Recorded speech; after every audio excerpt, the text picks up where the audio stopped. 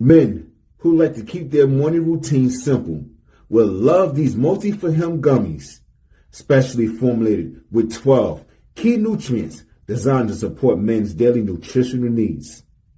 Nature-made multi-for-him gummies help support muscle and bone health. It improves your immune health, and it increases your energy metabolism. With the quality you can trust, Nature-made multi-for-him gummies have no artificial flavors, no synthetic dyes, no high fructose corn syrup, no artificial sweeteners, and is gluten-free. Pharmacists around the world have recommended Nature-Made to be the #1 vitamin and supplement brand.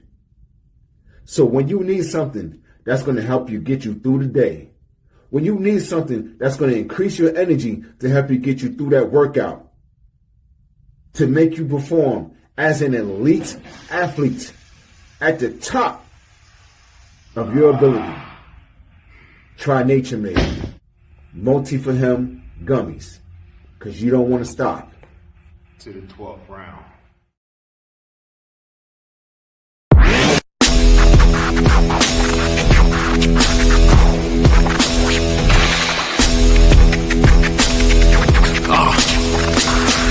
Hey, welcome to the Terror Dome. You should be heading home, cause you could bring all of your ninjas and the Technodrome. I rip right through your flesh and bone and mental capacity.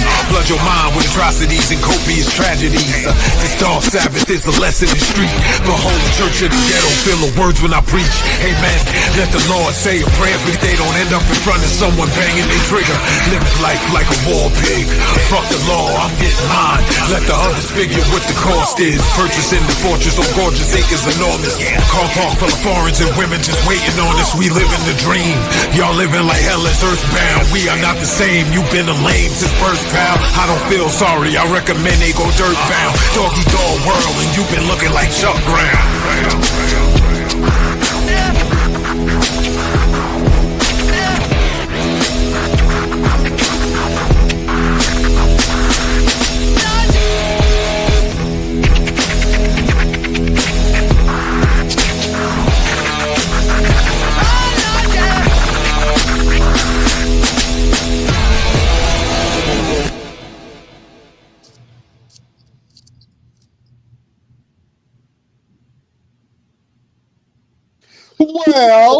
Well, beautiful people, best damn nation. It is Wednesday, and you know what time it is. It is the Best Damn Wrestling Podcast. I am your humble host, Brown Renegade, and with me, I have the best damn crew. First of all, if you see this man in a dark alley, run. He will beat you up and throw your ass in the trash can. He is the green-eyed bandit. He fights people. Sometimes he bites people. He's your mama's favorite wrestler, and he can whoop your daddy ass. The one and only Roosevelt, the fighter. What's happening? Someone done messed around and put a sword in my hand. Why do you keep giving you stuff to hurt people with? I don't understand. Because they understand the deep darkness that I have inside of me that needs to be unleashed. You need Jesus. That's what you need, sir. What's happening, my brother? What's going on, Brian, man? Hey, for the people that are watching, if you guys are wondering, I am in training for another movie. And it's kind of like a Highlander type movie, so that's why I have this sword in my hand. We was training today, and I was getting my fingers toe up. My damn thumb, the knuckle on top of my thumb hurts badly, bro. Bad. But I'm gonna get through it. I'm gonna let my fingers calcify, have some calcification, and I'm gonna get through it. So I'm gonna be ready for this movie. I'm gonna kill it. I done calcified my knuckles playing the the knuckle game with the pencil. Just pop. Yeah, I did. Back in the day, my knuckles done got calcified from that. You know what I'm saying? But you know what? We have a producer himself in the building. We also have an actor. This man has many hats. He is a jack of many trades, and he is a protege of the one and only Roosevelt, can you please do the due diligence and introduce the best damn champion? I'm sorry. Introduce our esteemed guest. Yes, and it is just befitting that I would have this on this day, because he is the shogun of professional wrestling. Okay, when I first met this young man, I met him through the stunt team. You know, I'm in this movie called Birds of Prey. When I first met him, we were doing Mortal Kombat. We were doing a fan made film of Mortal Kombat, and at the time they were doing things like Black Panther versus Ryu from Street Fighter. We was getting ready to do Star Wars. I mean, we were doing a lot of different things, and we was able to actually film a full movie. And then a year later, he contacted me and said, "Hey, man, I want to give professional wrestling a chance. I want to give it a try." And he came out and he realized what other people say it's not true, but it is. He realized why they call me a psycho. But he didn't run. He didn't leave. He stuck around. So, ladies and gentlemen, I want you guys to sit back, relax, and enjoy yourself, and hear the story of our guest, my trainee and mentor in the acting and stunt training world, Mavrick Vo. That's right. That's right. He's the Hyperdrive champion, the best wrestling champion. Let him know. Yeah. Let him know, damn it. Yeah. Yeah. See you guys here. What's going on? Oh man, we're so excited to have you here, Mavrick Vo, man. Thank you for taking time out of your busy schedule to be here with us. We really appreciate it. Oh, thank you. Like I'm super stoked. It's finally feels good. Feels good to be back on the best damn wrestling podcast. Yeah, man, because the last time you was here, you had a little beef. You know what I'm saying? That you had the championship that you are holding now was once held by Blade Brown, and y'all had some words to each other. You told him, "Hey, man, I will be the next Hyperdrive champion," and look at you now. Look at you now. But you know what, Brian? Yes, I still have the title on my waist and all, still holding and carrying it from promotion after promotion, but I still need that mat from Blade. I still need that.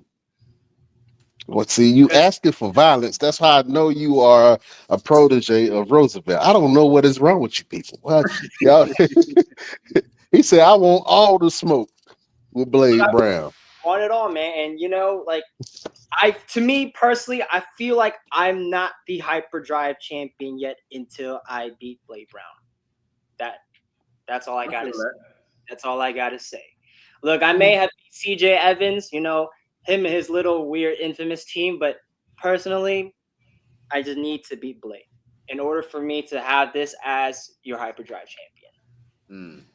Man, let's talk about that real quick, because you just had you've had a couple of great matches, man, lately. And the last time I seen you, man, you was getting stomped out by Infamous. I ain't like that. I said, man, if I was there, I would have jumped in the ring and started whooping asses, but I wasn't there. You know what I'm saying? I would have had a beer bottle in one hand and the pistol in my pocket, and I was ready to go. You know what I'm saying? To fight for my champion, man. But I love to see the work that you are doing and your growth and development, not only as a champion, but a worthy competitor, man. And you are your name is getting out there, and you were putting butts in seats, man. Let's talk about how you got started in wrestling. I know that Roosevelt said that you had hit him up, but really, what sparked your interest in the wrestling world? It's funny because when I was young, right, I've always loved, from the very beginning get-go, I was into watching, from anime, cartoons, superhero movies, and then, of course, watching pro wrestling. That was my whole bread and butter right there. I just grew up watching Monday Night SmackDown, and then TNA and New Japan. I grew up watching that, and it's, thankfully it's because of my uncle. He taught me and showed me a lot of things when it comes to that kind of culture realm, from the comic books to pro wrestling.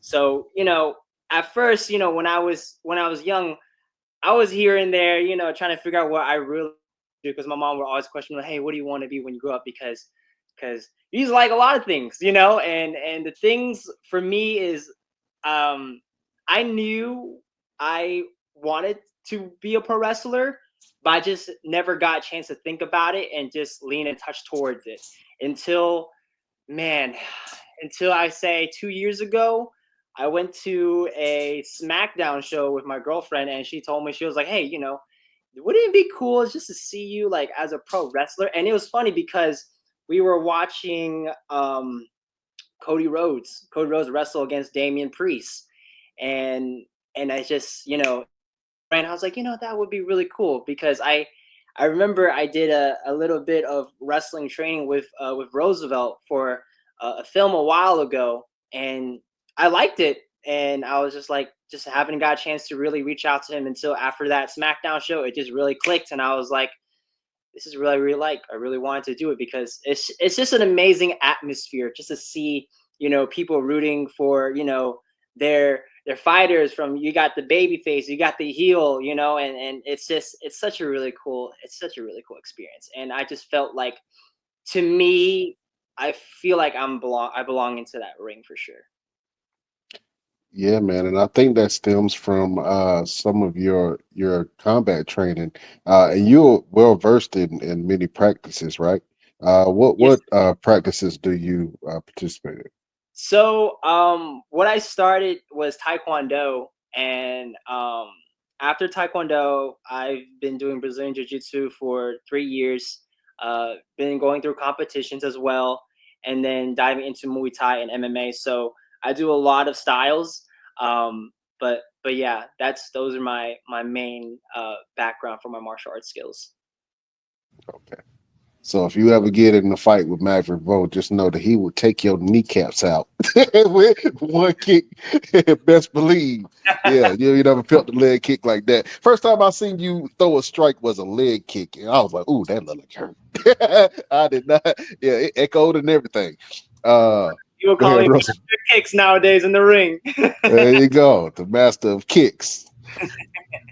So, speaking of your different disciplines, talk about the transition that you had to go through in terms of like the Muay Thai, the Taekwondo, the Brazilian Jiu Jitsu, into professional wrestling. Like, what was the most difficult for you in terms of all those different disciplines? Wow. Well, personally, like, so when I started jiu-jitsu, right, I started to learn to understand how to use more so of the weight of my body, all strength. And then from Taekwondo, it's a lot of cardio, you know. But when I'm diving into pro wrestling, you got best of both worlds, but it's like double time, you know.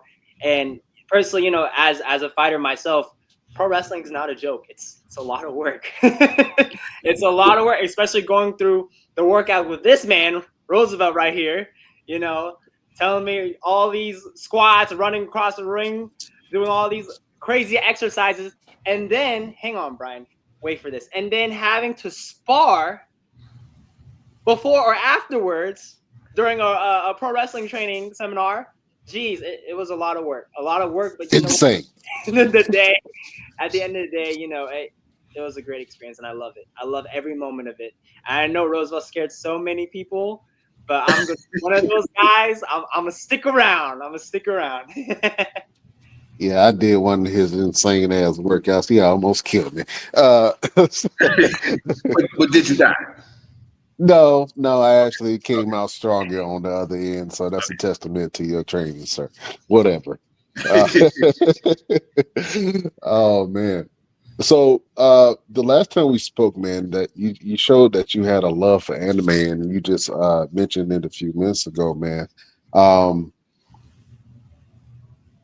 What anime what's your favorite types of anime? Like what are your go-to anime cartoons or comic books? Oh man, I love a lot of action animes.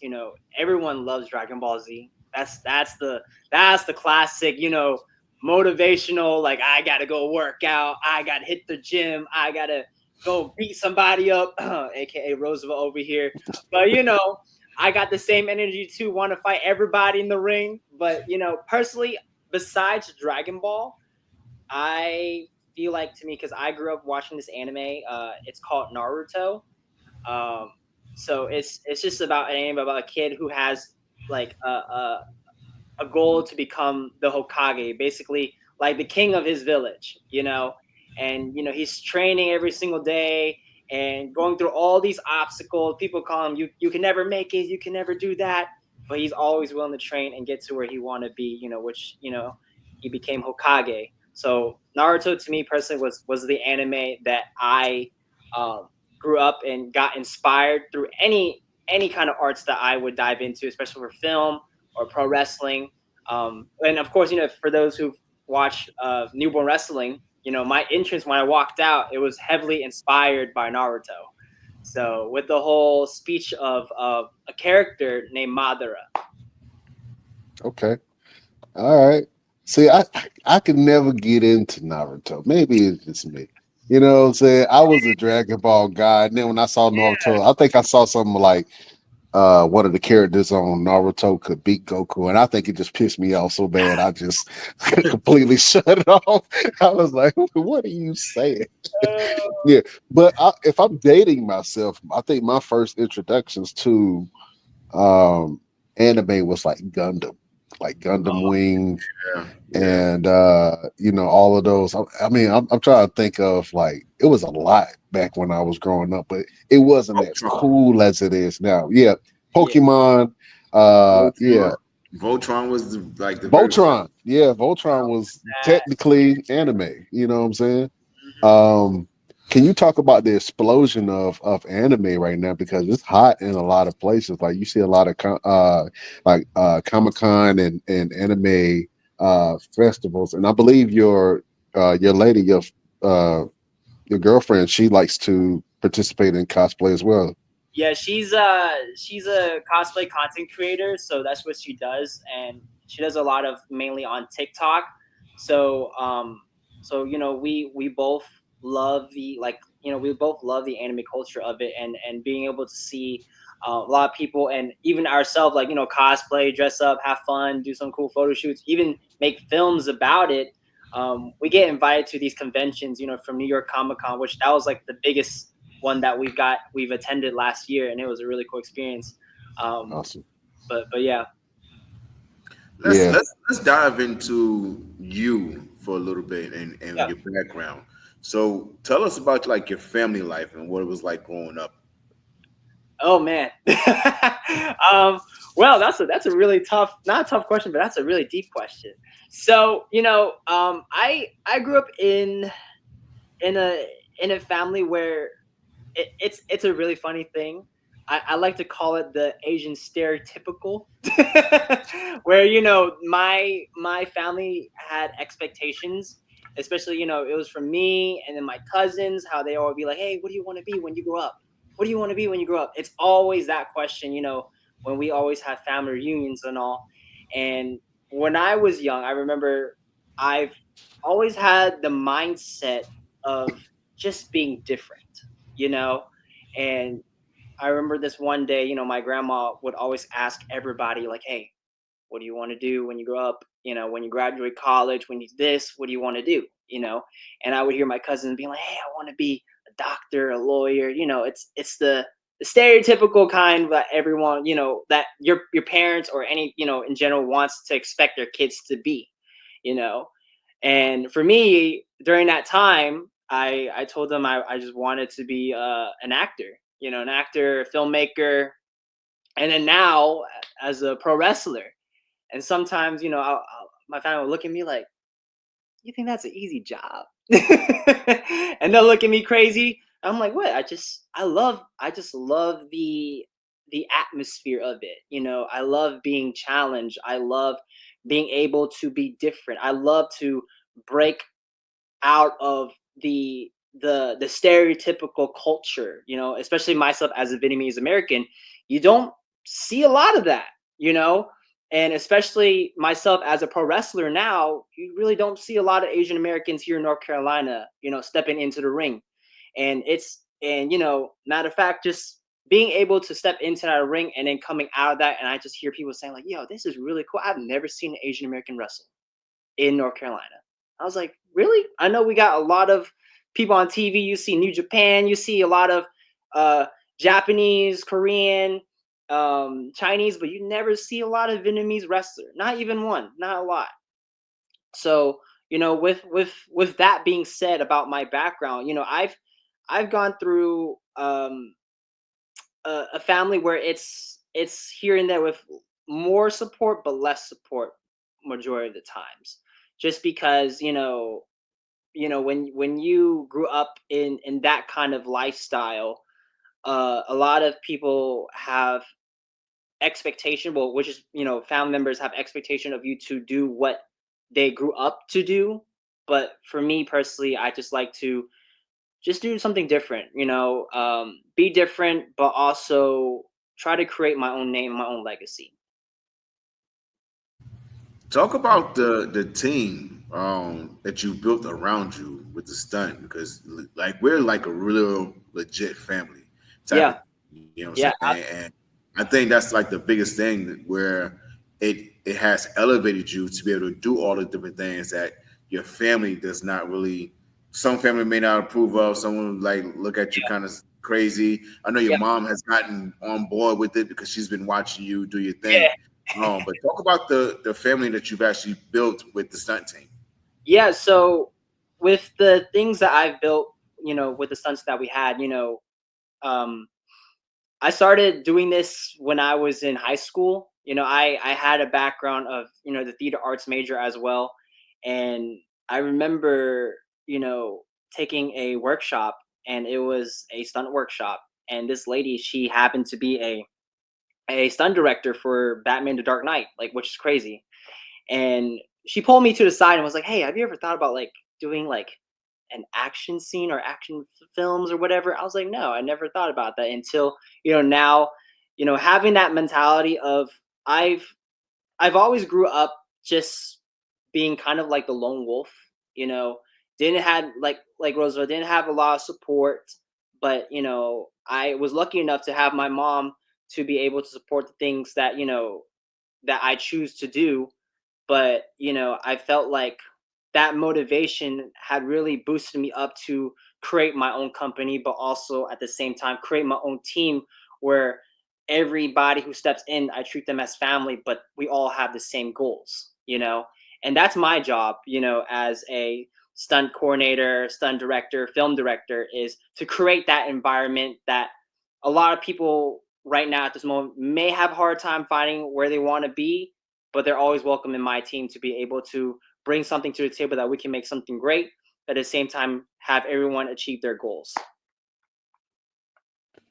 What kind of stories are you compelled to tell, um, based off of your um, the type of things that you want to produce?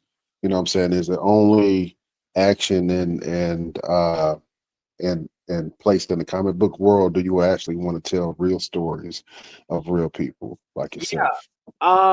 So it's funny. That's a really good question because I've actually created a film, something just like the way you just have questioned about, and it's called Nightwing Rebirth, and it was, man, very successful film. Like we legit just released it, I think 2 or 3 years ago, and it was on the movie theaters and everything. We had a red carpet premiere, and I definitely personally, like, with that project that I've made, I felt like it was a connection with this character. If anyone knew who Nightwing is like basically Robin, the sidekick of Batman, where he went through things in his personal life where now he has to basically figure out on his own and try to become better than Bruce Wayne, and personally that's how I felt with myself, and being able to put some things personally in life. That's what I like is being able to put things in life where I can just put towards to the story and the character, so that way the audience can really feel and understand um the character's pain. But also this is like something that I like to, it's like a diary, you're writing a diary into a movie and really displaying what people could really see and get motivated from. So All right, I see that. Well, listen, I already told Roosevelt this, but whenever y'all do any kind of movie, if y'all in North Carolina, just keep me on speed dial because I want to play a villain of some sort. Oh man. Yeah, I'll be a villain of some sort. I don't know who, but I'm gonna be somebody. Just let me know. I'm I gonna keep got that in mind. I'm gonna keep that in mind. you. Yeah. Oh man. You mentioned something a little bit earlier, that you were the only Vietnamese wrestler in North Carolina that you know of, right? Yeah. But that also opens up opportunities for you to be that representation, you know what I'm saying, for other Vietnamese kids that might be watching you, or Asian kids that might be watching, but like, oh man, that's cool. What does it mean to you to be that representation for that community? Honestly, it means the world to me because, you know, for me when I was a kid, just being able to watch TV and we don't really see that much representation. And I've always told myself, man, I just want to be like Rey Mysterio. I just want to be like John Cena. I want to be like Randy.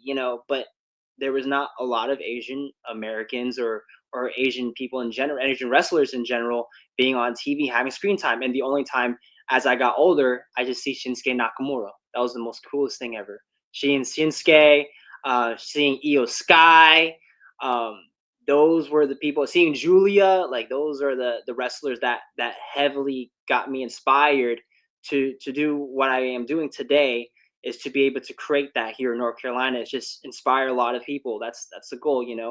Like you said, you don't really see much Asian Americans or Asian pro wrestlers here, so it definitely means a lot to be able to represent and also show that don't be afraid of doing things that you want to do. you know you don't have to listen to anybody. You just listen to your heart and just follow it. Just follow your gut and just keep moving forward. Speaking of listening to your heart and moving forward and following your gut, you had the opportunity to be a Power Ranger. Let's talk about that experience, bro, because that's one of like the biggest stories that you have, and it is pretty cool. You know what I'm saying, to hear Yeah, that story. yeah, You had Like legit legit, Power Rangers, right. yes. like the Legit Power Ranger, yes. Yes, like Roosevelt said, fun fact is I auditioned for Power Rangers and I was very, very close to get casted. Very close. I was ready to fly to New Zealand, be gone for 8 months to be either the Red Ranger or the Gold Ranger. So, and it happened to be the show called Dino Charge. Um, and it was such a great experience. And man, where do I start with this story? start from the beginning. Start from the beginning, so Yeah. um yeah, so when this is in 2018. So I actually auditioned for Power Rangers two times. Two times. The first time was for Ninja Steel, and it was a very great experience. I was very lucky enough to connect with a friend who found out from another friend who worked with an agency, and he hit me up and said, hey, like, there is a Power Rangers audition, like, do you want to try it? And I was like, man, I don't know if I'll make it or not. So during that time, me and my friend, his name was Trevor, and we he wanted to audition for Power Rangers, and he asked me, he said, you should do it. So we both decided to audition for Power Rangers. And I remember that moment. The first audition tape was introducing yourself and then show things that you can do. So basically it's kind of like your physical test, like a showcase of what you can do. And so we basically did it at the same time. We were just making some fight choreographies at someone's dojo. And then next thing you know, it was like 12 in the morning. We decided to submit it at the same time. And then once we submitted, the next following day, we both got the email. So he opened the email. Well, we both opened the email at the same time. So we were nervous. We're just like, okay, let's open it at the same time. And then we're going to be like, see how it goes. So as soon as I opened mine, he opened his email. I looked at him so happy. And he looked at me looking so disappointed. I was like, oh my gosh. He got cut, and then I got a call back. So I was like, holy crap, I can't believe I got a call back from Power Rangers. And then that's when, after the audition tape, they had us do another audition tape, which sets to basically receiving a script from them and then just being able to act for them through a tape. And, during that time, I didn't make it. It was only I think it was round one from the callback, and I was cut from there, But that didn't stop me. Within, I think, a year and a half later was when Dino Charge came out, and I received like a notification from, again, a friend of the same agency was saying, hey, Power Rangers are back again. Do you want to give it a try again? I was like, why not? Let's just do it. Who knows, right? So this was the moment that I was like, I went far. Like, when I mean far, I went super far. I was all the way to the end of the line, signing the contract, and I was about to fly. But it was such a crazy experience because during my audition, right, I went through just the basic audition tape, callback. Now having to show up there and wear multiple different color t-shirts. And it was the most craziest experience because I think I would see at least 50 to 60 different people. I could you not. Wearing different clothes, wearing different shirt, pairing up with a different member of the Power Ranger, because they would put you in a team one day and like, hey, you're gonna be blue. Okay, I'm gonna wear blue shirt. I see this guy, red, yellow, pink.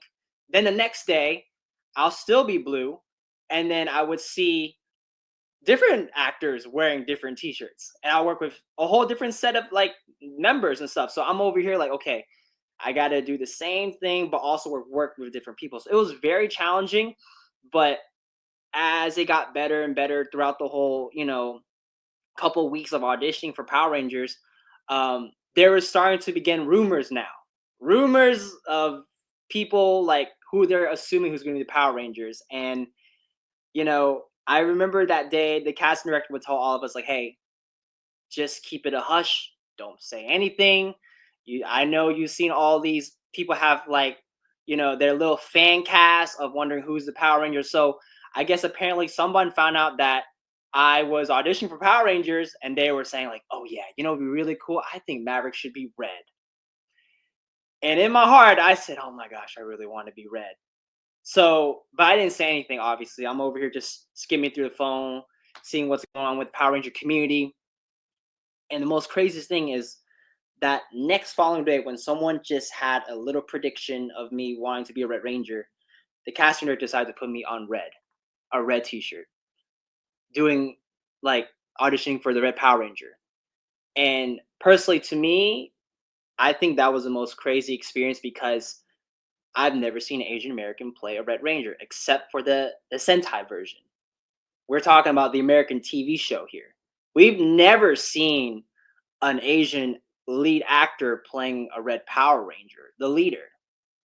So fans from the Power Ranger community were just going a little bit stir and crazy about it and say, oh yeah, I think it would be really cool to see Mav as a Red Ranger. So I'm over here, looking at my phone, and I'm like, oh geez, they're calling it, they're calling the shot. They already know what it is, what's going on. Well, I'm over here just zipping my mouth and try to continue on auditioning for the Red Ranger. And it's crazy. And then, throughout the whole day, next thing you know, they'll switch me into the 6th Power Ranger, which is gold. So I'm going back and forth, red, gold, red, gold, red, gold. And I'm like, I can't believe this is happening, And I was very, very close. And I got to the part where I already signed the contract, everything's sealed, done. And the next thing you know, the day that they were about to announce Power Rangers, the day they were about to announce who were the Power Rangers, I got a phone call, basically, I think 7, 8 in the morning. And the casting director said, we're going to go for a different direction. And I was just, I was so heartbroken. Just because I felt like I have put so much to the table through that audition. and the obstacle, and telling the casting directors, even the producers, of what I can put to the table. Because Brian Rosa, I legit told them that I wanted to bring back the days that JDF, Jason David Frank, Tommy, the Green Ranger, the day where the Mighty Morphin days, how everything was there was no stunt double. Everything was all based on their skills in martial arts. And I feel like I could bring my talent into their Power Ranger era, but have the memories of people saying like, wow, he can really do all that stuff, and he's legit like a Power Ranger. He can do all these fight moves and everything. So I wanted to bring back that kind of vibe where people can see like, oh yeah, I'm getting the gist of Mighty Morphin. I'm getting the feel, the nostalgia, instead of like, the nowadays the stunt doubles or the cringy weird movements, because it's never the same as the old Mighty Morphin. And that's what I told the producers, like, hey, I wanted to bring back the way it is, like how JDF and the others did, because I know I can act, I know I can fight, I know I can do choreography, whatever the stunt coordinator want to show me choreography, I'll just do it right in front of the bat for them. I'll put everything on the line for them, and you don't need to worry about stunt double unless I'm injured. but that was it. And the producer was really happy about it, like, yeah, and it just made so much sense of why I think back, and it makes so much sense of why they wanted me to do red and gold, was because I was very motivated to get what I really wanted. And for some reason, I thought I was going to get blue, because I just feel like a lot of Asian Americans play Blue Rangers or Yellow Rangers. So being able to do something different and audition and have the opportunity to perhaps play a leader or the Sixth Ranger, that's a whole different story. So yeah, but like, again, unfortunately, I didn't get casted, but I was very blessed to meet the Green Ranger himself, and I had the most like awesome like motivation from him and tips from him at a convention center, and he knew who I was. He was like, I know who you are. I saw you on like your audition. I was like, oh my gosh, I can't believe a legend like knew. And it happened to be, again, Tommy, the actor who plays Tommy. And it's unfortunate that he passed away a couple years ago, but I was very blessed to meet him a year beforehand. Oh man, that sounds like it was a great experience, man. If Yeah. you were able to make a fan film version of the Power Rangers and you were in it, and I'm pretty sure that you already kind of hinted on what color that you would. What color ranger would you be, and what would your animal Zord be? Oh man. Personally, to me, I've always loved the leadership of Red, but I would definitely say, just for Jason David Frank, the white and gold. I'm not white and gold, Ooh. white and green. That's he's such an inspiration. I grew up watching him, and meeting him in person was the whole, like, wow, this guy is a really genuine dude, but he's super like, he's such a talented guy. He knew how to run the business. He knew, he himself was an actual MMA fighter, which I don't know if anyone knew, besides him being a Power Ranger, he actually knows how to fight in a cage. But, having something like that, like having that background, like, and the similar background as he does, like, I felt like, I was pretty close of playing something similar like Tommy. And that's probably one of my dream goals and bucket list, is to play something that's similar to his colors, green and white. So that's, yeah. I don't know, man. That Gold Ranger would have been fire. I I'm know. just saying.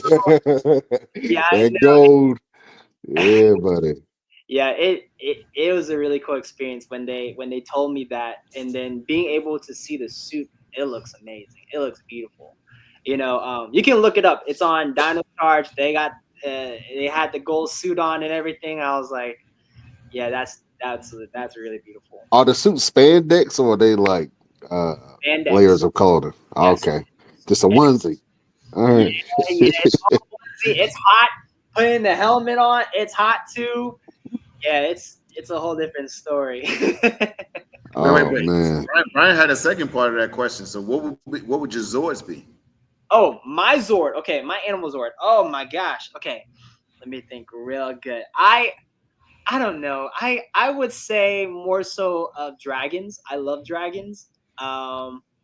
Dragons, tigers, and let me get one more. In. I've never seen a spider Zord. I think that would be fire. That would be really cool too. Wolves too. Wolves. I love wolves. So Yeah. those are the three animals I would love to do for Zords Wise. Okay. All right. Roosevelt, what Power Ranger you gonna be? Huh? I would definitely be the Black Ranger. You know what I'm saying? But I would probably end up being a villain. Knowing me, I would be like the one that the Emperor over Lord Zed and Yeah. I would be over Lord Zed. You know what I'm saying? Like I would be over the Machine Army, everybody. Yeah. I'll probably play the dumb counterpart. This Gordon or something. Oh man. Well, look, I know that you have some acting chops, man. And for some reason on this show, whenever there's another wrestler, Roosevelt always has a problem with it. But just so happens that you are his protege, man.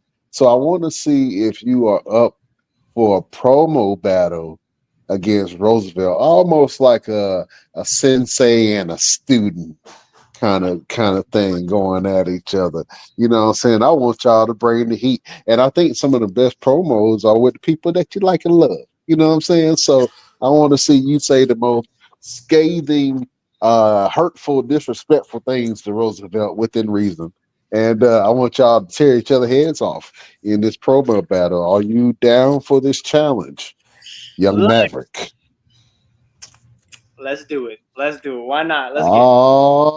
Shucky ducky quack quack. About to make it happen, Jack. All right, who got first? Maverick. Oh, Maverick. Oh man, he throwing you in the fire first, son. All right. Beautiful people, you know what time it is. We are going to war.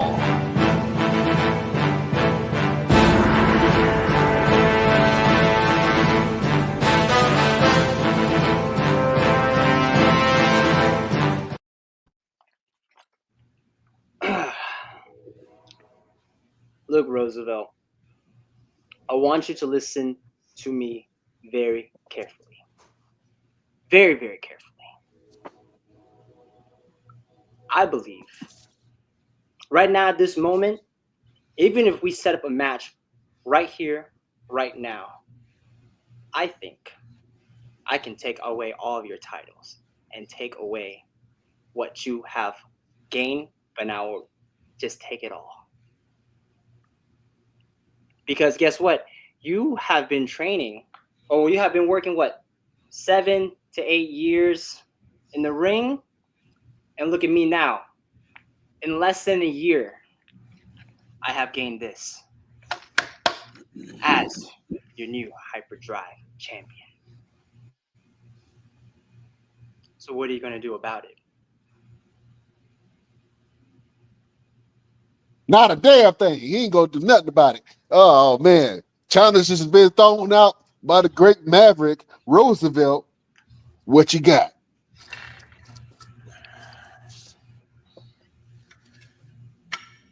You live by the sword, you die by the sword.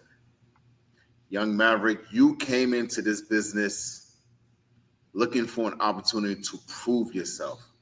Prove yourself to your family, prove yourself to your heritage. What could you prove to me? What is it that you can really prove to me that you have a championship that I bestowed upon you? that I gave you the opportunity to fight for. You see, everything that you have within you, I gave it to you. I brought you into this world, and I can take you out. You see, Maverick, I've been doing this for 16 years, son, not 8. I haven't been doing this for a cup of coffee like you have.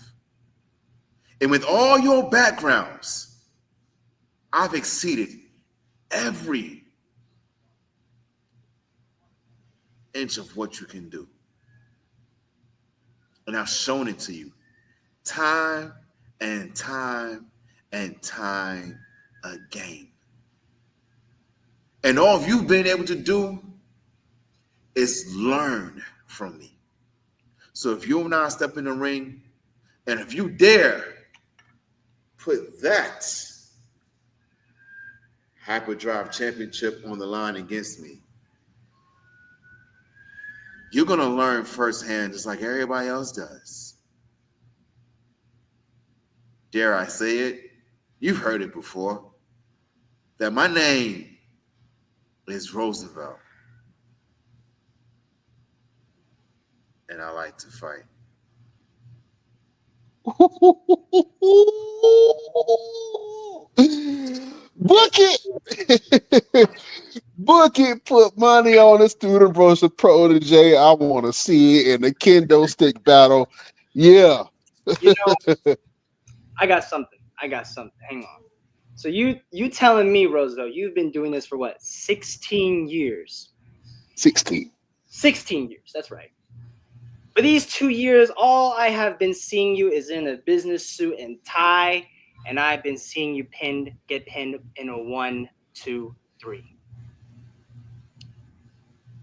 Now, here's the difference between me and you, Roosevelt. You know how to fight, right?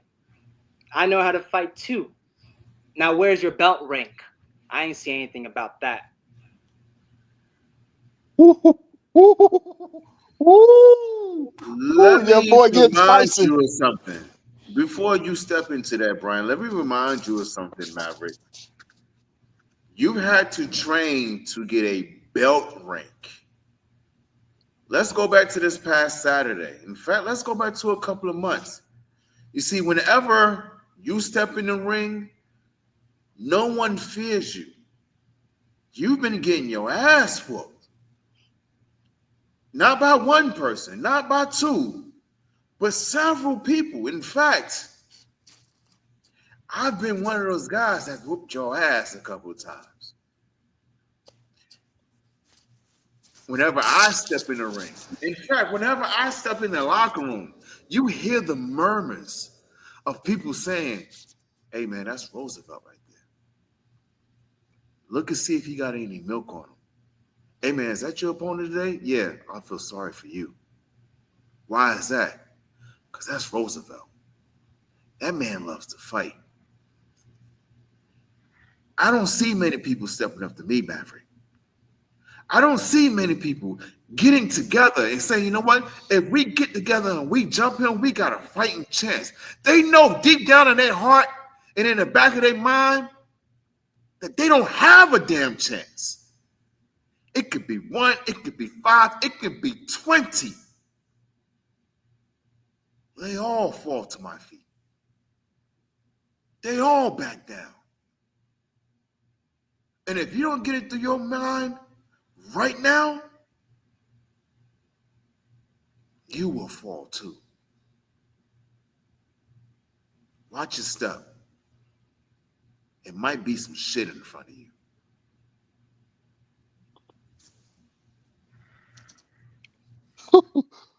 Woo! Okay. Are we clear? Are we clear? I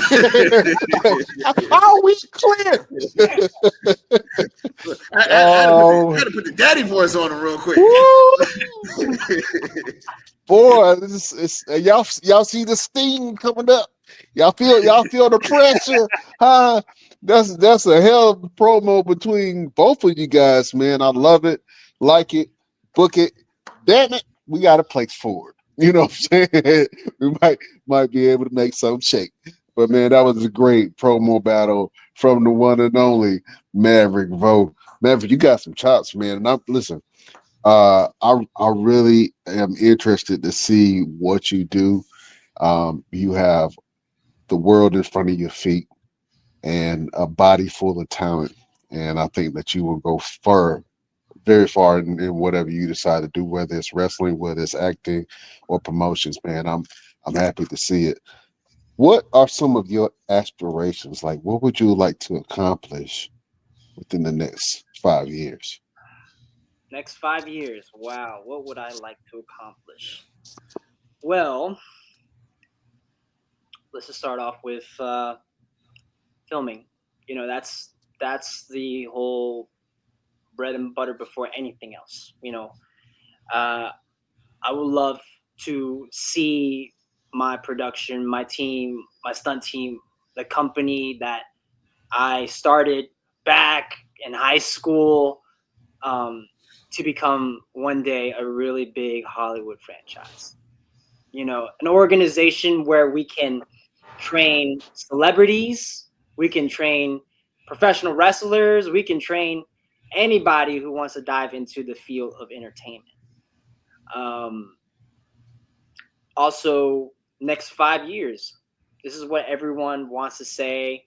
It's the typical, I want to get into the WWE, but personally to me is I want to be the best pro wrestler as a Vietnamese American in in any company, in any company. And you know, that's my bucket list now. I even have a bucket list this year, you know, saying like, hey, you're gonna crowd the cage and show the Indies, the show North Carolina what you really got. Then you're gonna show out of state. Then you're gonna show the world what you really got. You know, I think those are the two main things that I see in within myself the next 5 years is to create a business, to create more opportunities, but also to inspire a lot of kids and a lot of people who really wants to achieve those kind of goals, but never had a chance to, or are just stuck, you know. So that's my goal for the next 5 years. Oh man, I love that. Love that. Absolutely. Let's take a fan question real quick. We got a question over on Instagram from Loving Indie Wrestling. I'm pretty sure that you're familiar with that. What's your thoughts on CJ Evans and the Infamous? Hey, Real shoot. I can say, listen, the Infamous says they can do whatever they want, right? They just need to be careful on what they say because I got something planned. You're just going to have to wait and see. Now, they think they have beaten me. It sounds like to me everything else, every match, starting from the whole Infamous versus me and Jared. Yeah, I knew. Jared betrayed me. That was the wrong move on me. But all they did was cheat. It was never a fair fight. So I like to see the next one-on-one, every single one of them. That's all I got to say. They think they can over the company. It's not going to work like that unless we do a fair fight. You know what that reminds me of? It reminds me of like back in the hood, if you went and you got jumped by somebody and you went to go tell your mama or your dad and they were like, all right, I want fair one-on-one fights with each one of y'all and my son. Let's go. You know what I'm saying? Exactly. And you know, that's the thing they love to do is they love to just group together and then just try to cheat their way to whatever they want to do. That's a little gimmick. Whatever we want to do, you know, but guess what? They're gonna stumble something really bad. And that's all I got in plan for them. So absolutely. Whoop their ass, Maverick. Whoop their ass. I'm ready. Put your damn hands on my champion. Just call me. I got you. I got your back. Yeah. Yeah. I can't trust anybody anymore, Brian. I tell you, I already make a mistake trusting Jared. And he look at him now. I should have seen that a while ago when he was best friends or with Jack Tatum. I shouldn't have seen that like way back, but you know what? It's okay. We're just gonna go up from here. Absolutely. We're gonna go up from here. You hear that? Yeah, man. Oh man. Let me ask you another question. And I think this is prevalent. Once you what would you like for the wrestling business to know about Mavrick Vo? I'm different. I am different. And I know, and this is something that I'm very grateful to have Roosevelt as my trainer because he knows my style. He knows diving into a pro wrestling business can be very frustrating, can be also pretty intimidating, right? But all I can say is I'm different because of the fact that I am blessed to have all these skills and these background, and now being able to showcase and bring it to the table in the ring, it gets a lot of people jealous. I tell you that it gets a lot of people jealous. How come this guy? How did he get this? How did he already get the Hyperdrive champion? Why can't I got that? I've been training this for 3 to 4 years, buddy. I've been training this for over 8 to 9 years of working my ass off, fighting in and out from competitions, and now being able to bring what I have and these skills to the ring. And I definitely feel like 101% I deserve what I have. And it's this right here. Absolutely. Absolutely. Yeah, y'all see it, damn it. Go ahead, Roosevelt. That's all the questions I have, man. I mean, this has been a great interview, and we appreciate you coming on, man. What do you got coming up next? Well, Birds of Prey. I think we talked about it a little bit earlier in the podcast, but we have an upcoming film. It is a female superhero team where they face against Bronze Tiger, which Roosevelt is our Bronze Tiger, one of the main villains. So that's going to be coming up. We're right now just continue on the production, and then we're going to wrap it up very soon. Hopefully, we release it by end of this year. And you're also Absolutely. in another movie too, so you want to drop that a little bit? I am. So currently right now I am in 2 films. Well, which one of them is in Birds of Prey. I will be making my return as Nightwing. And then Supergirl, another company that have brought back that wants to bring me in, but this is a different multiverse. Nothing is connected with Birds of Prey and their universe. So their universe is very different. So they're doing a Supergirl film, but yeah, they wanted me to come into their film to be as Nightwing as well. So that I am very excited. So lots of people just want to bring me back as Nightwing. Would you ever want to do your own character, like create a character from scratch and with the origin story or something similar to yours, and bring that to the screen? Absolutely, yeah. Which is funny because I have wrote a film and it's actually been released a while back, but I thought about of recreating it with high quality that we have now with all our technology, and it's called Argent Assassin. So it's very much so. Rosa knows what he's talking about. Yes. It's about legit 2 brothers. They are in a clan, and it's in the realm world of werewolves, basically.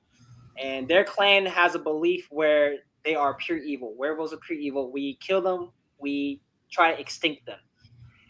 But one of the brothers, which is the character that I played, their clan has a shogun, and that's where I got my nickname from. The shogun, or known as the Argent Assassin, is basically their leader. But in order to become the leader, you have to go through trial combat. And once they have their leader, which was the character that I played, Kai, You start to see throughout the story, he's accidentally got bit by a werewolf, which he turned to werewolf, and then his clan turned on him. So now he has to play both roles and know two different sides of the story and try to balance the world out. So, so you're getting a lot of action-packed, supernatural, and yeah, drama. Lots of drama. And I I was a like that. werewolf in that one. I was excited. Yes, you were a werewolf in that one. You were a I was werewolf in that excited. one. But yeah, I would love to dive right back into that production, and not just to continue it, but just to create it in a upgraded version in pure cinema. Because back then we didn't have a lot of high quality cameras and crew and stuff, but now we got everything all in one. So I would love to just dive right back into that and just recreate it. So Oh, that sounds fun. Now I want to be a werewolf. Damn it. I won't even think about being a werewolf, but I can stretch real good. Yeah. Real quick, what Yeah. I would like to do real quick is for Maverick to kind of run down films that he has done and where the people can see the films that you have done. yeah. So you can look, like, if you type Ronin Reels on YouTube, you'll see all the old films I made. I made a lot of DC films, starting from Red Hood, and surprisingly, I did make a Naruto fan film, which I think I almost hit 1 million views for that, which is crazy. And then going from like little action scene, like fight scenes from like Rosa Black Panther versus Ryu, and then Red Ranger versus Johnny Cage, and then we continue on uh making something original like Argent Assassin, and then now we're making like a DC fan universe, which started from Nightwing and then Birds of Prey. So we're kind of right now at the moment creating that little MCU, but right now it's the DCU of fan films. So we're trying to create that kind of realm world right now. But love to go back to original. Love to go back to the original stuff. Absolutely. This is just a inquisitive question. Is there any red tape that you go through whenever you're trying to make a film, a fan-based film? Yes, it really depends because of the fact of, as long as you don't make any profit from it. If you do make profit from those fan films, you'll definitely get in trouble. Mm, Yeah, so there's a difference because we have to, when we make fan films, we have to, number one, always create that title that this is a fan made film that is made non-profit. We make no profit out of it, but if we did, Warner Bros. Disney is going to come right after us, like right off the bat. So we were very lucky, like when we make, especially our Nightwing fan film, when we premiered it in the theater, none of the tickets were sold. Nothing. There was no selling merch or anything about it. We were just bringing everybody in, coming in for free to enjoy the show. It's all passion and love, and attending conventions and sharing to the fans like what we have and what we got. now screw that. Drop that werewolf movie and make some money off of it. You know what I'm saying? Make No. money out of. I can make money out of, but everything else from fan films can't Yeah. make no money, not even a penny. Boy, camera equipment and it's too expensive. It You is. know what I'm saying? Yeah, I know it, man. Well, look, Mavrick Vo, man, it's been an absolute pleasure having you on the show, man. You are a gentleman and a scholar, and you are always invited here to kick it with the best damn crew. So we got to have you back home, and you could be here interviewing our guest and being a part of the best damn crew, my brother. I would love that. I would love that. Absolutely. We have this portion of the show where we like to give a little bit of motivation, a word of sorts, a limerick, a prayer, whatever comes on your heart that you want to share with the beautiful people. So, Mavrick Vo, do you have a final word or word of motivation for the beautiful people? I do. I do. And I've always carried this from film, from competitions of sparring, fighting, and then into professional wrestling in the ring, I always tell myself is that you'll never know if you can fly unless you take a leap to fall. Ooh, I love that. You'll never know if you can fly unless you take a leap to fall. All right. Yeah. So take that with you. You know what I'm saying? You just I got love that. You gotta take that. Just gotta take that leap. Absolutely, Assassin's Creed style. You know what I mean? Oh man, that is a final word from the Shotgun Shogun, Mavrick Vo. I didn't know if you would like that or not when I first called you. I was like, I love it. Look, a lot of people. I already got crazy nicknames already. Like, first it was Shogun, and then having you saying Shotgun, or with Shotgun Shogun, and then I got someone saying Kickmaster or Master of Kicks. I love it. Bring all the names and bring all the names. I love it. I love it. All right. I call you Shotgun Shogun because you get hit one time and feel like you got hit 15 times. Yeah. I love it. I love that. Oh man. Roosevelt, do you have a final word for the beautiful people? Yeah, and it's not like the usual final word. It's more so of insight. So I will be doing some self-defense classes on TikTok.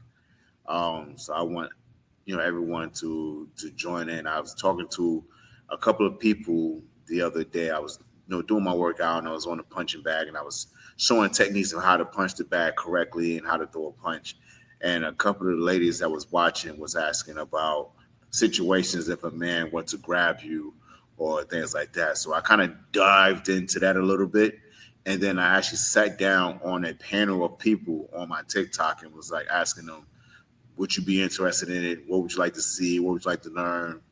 And so I got a lot of insight. So that's something I'm going to start doing in the next 2 weeks is offering, is showcasing a self-defense seminar on TikTok Live. And if Maverick, if you're available, come over to the gym and help me out to demonstrate some things. But the final word for that is it's not about fighting, it's about freedom. You don't always have to fight to get out of a situation. It's all about just knowing how to get out of the situation to gain your freedom.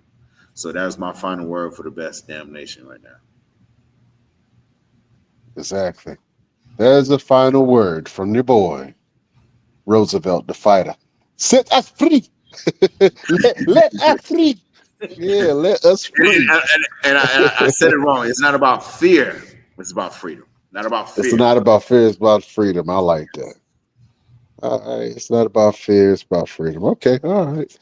Well, beautiful people, if I have to leave you with a final word, my final word to you is procrastination is the biggest enemy to progress.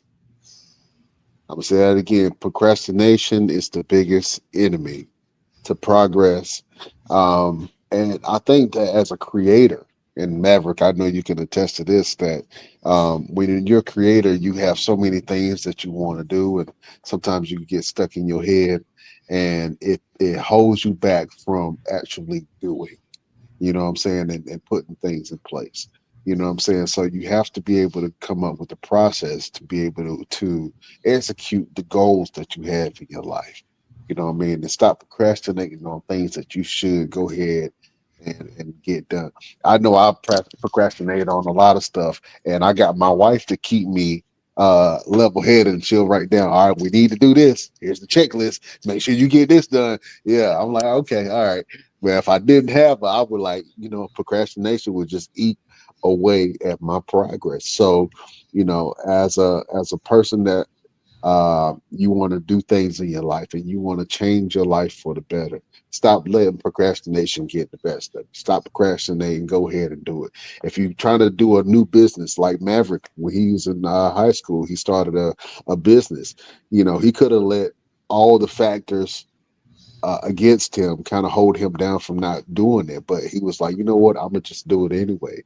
And now he's able to work in the realm of his dream based off of something that he just started and that he just did because he believed in that vision. And so you have to do the same thing. Stop letting procrastination whoop your ass. You know what I'm saying?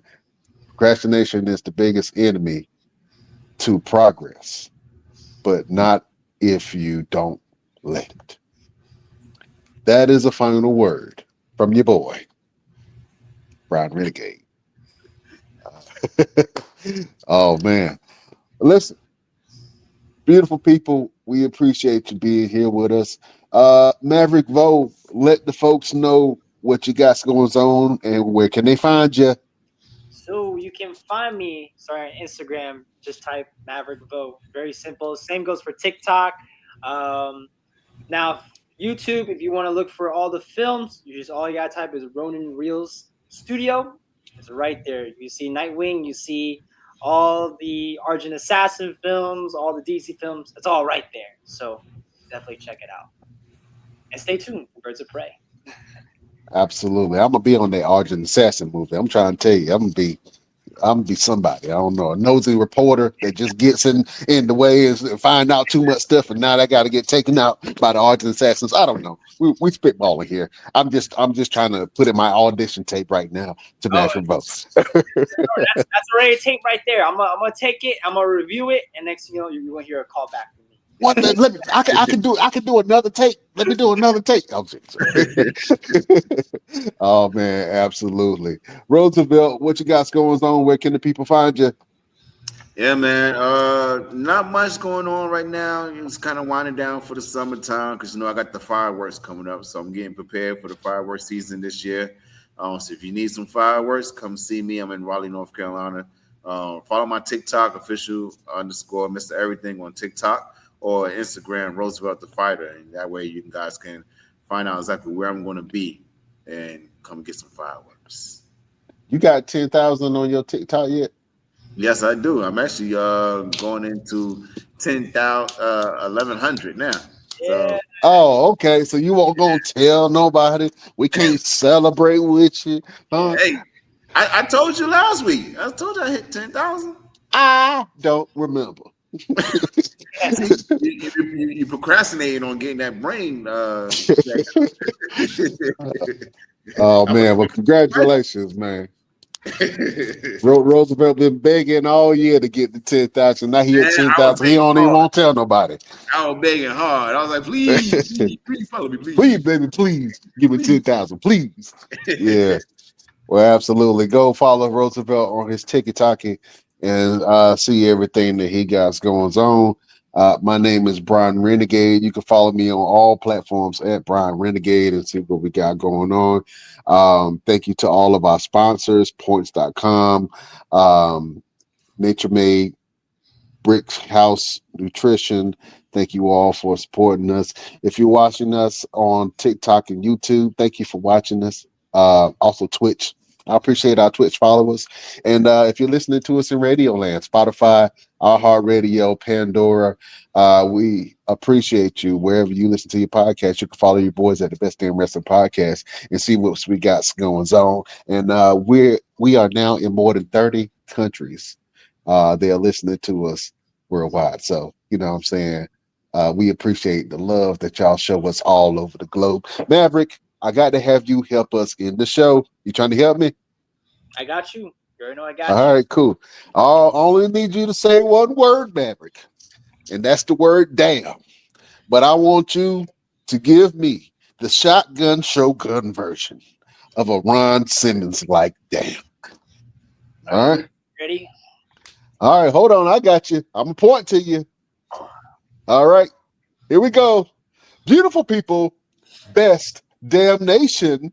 We will see you next week on the next Best Damn Wrestling Podcast. Oh man, you put that man in a cartoon anime right now, damn it. right now. Right now. Yeah, he got to be the voice of somebody. Somebody asking. But matter of fact, if you had to, and this is a quick shoot, if you had to do a voiceover for any character, even if it's a remake, who would you choose? Hang on. Before you know what's crazy? I actually did a little fan voice dub of Dragon Ball Z, and it's a character named Trunks. Okay, You ready to hear it? let's go. Look, my name is Trunks. Look, it's over. It stops here. That was pretty damn good. All right. Really I like that. All right. Yeah, I felt the Trunks energy. You almost was about to go Super Saiyan. I felt it. Oh yeah. That's it. All right, man. Beautiful people, we can't hold you no longer. We love you like play cousins. Check us out on all our platforms. We will see you next time. We bid you. I do.